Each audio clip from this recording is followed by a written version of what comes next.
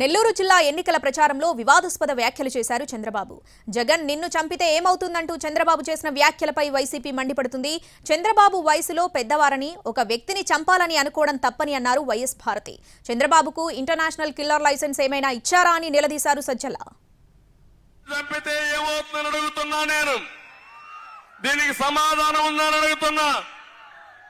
అలాంటి నేను అడిగితే నన్ను ఎత్తిపై లోపల పెట్టేశారు.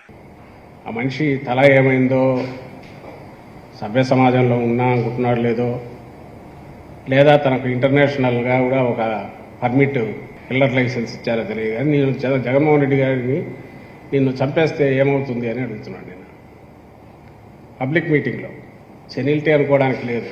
ఎందుకంటే మొన్న ఆయన ఎక్కడో నిలబడి రాళ్ళు ఒక్కొక్కరు రాయి తీసుకొని కొట్టండి అనగానే సాయంత్రం విజయవాడలో ఓడోడో కొట్టాడు.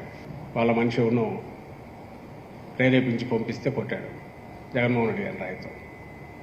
సో ఆయన డెస్పరేషన్లో మాట్లాడుతున్నారా, లేక కోల్డ్ బ్లడెడ్ పర్పెట్రేటర్ లాగా, కుట్రదారు లాగా మాట్లాడుతున్నాడా, దాన్ని ఎట్లా చూడాలో నాకు అర్థం కావట్లేదు. మాట్లాడే మాటలు మాత్రం నాయకుడు కాదు, లేదా ఒక శాసనసభ పార్టీ అధ్యక్షుడు కాదు, మామూలు నాయకుడు కాదు, ఓ శాసనసభ్యుడు కాదు, ఓ కౌన్సిలర్ స్థాయి కాదు, సభ్య సమాజంలో ఉండదగ్గ వ్యక్తిగా అయితే ఆయన కనపడట్లేదు. అంటే వయసులో అంత పెద్దోళ్ళు వాళ్ళు ఆలోచించుకొని మాట్లాడాలా, విచక్షణతో మాట్లాడాలా, వాళ్ళ సంస్కారం ఎట్లాంటి వాళ్ళే చూపిస్తున్నారు. అంటే అట్లా మాటలు మాట్లాడితే తప్పు, అట్లా ఆలోచనలు చేయడం తప్పు.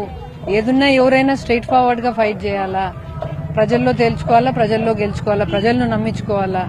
ఇంకొక మనిషికి ఏదో చేయాలని చేస్తే అది మంచిది కాదు కదా, తప్పు కదా. దేవుని దృష్టిలో తప్పు, ప్రజల దృష్టిలో తప్పు, చట్ట దృష్టిలో తప్పు.